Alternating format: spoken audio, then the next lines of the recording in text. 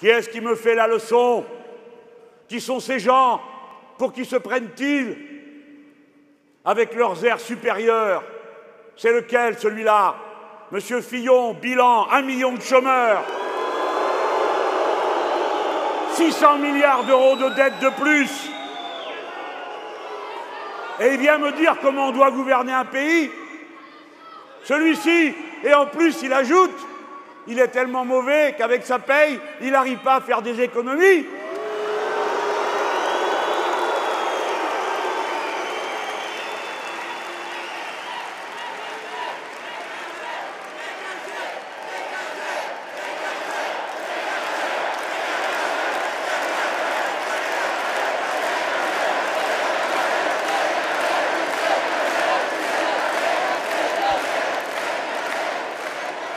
Et sinon, Monsieur Macron, ministre de l'économie, record de chômage de l'histoire du pays, 6 600 000, et il vient me dire comment on doit faire. Faire quoi? Ça?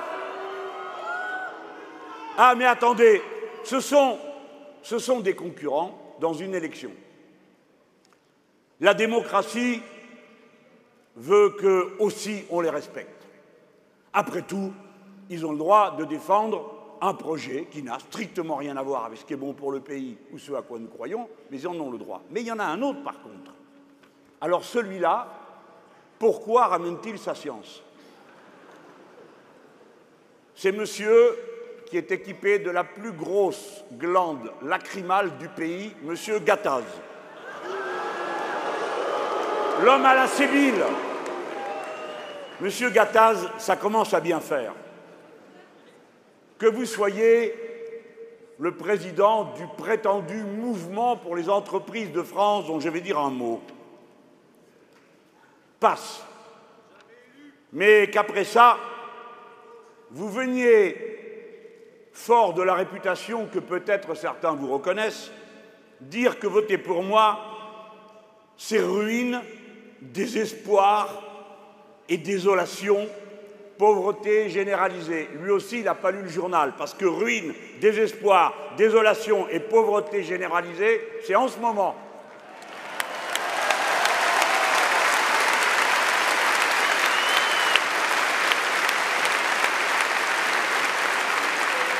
Alors, le journal lui demande: vous ne craignez pas que la méthode forte de Fillon mette les salariés et les fonctionnaires dans la rue?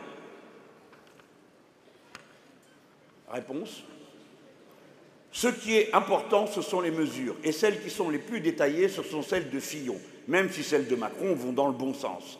Lorsqu'on a la légitimité d'une élection, il faut aller très vite, car il y a une vraie urgence. On a 6 mois, on doit tout faire passer par ordonnance.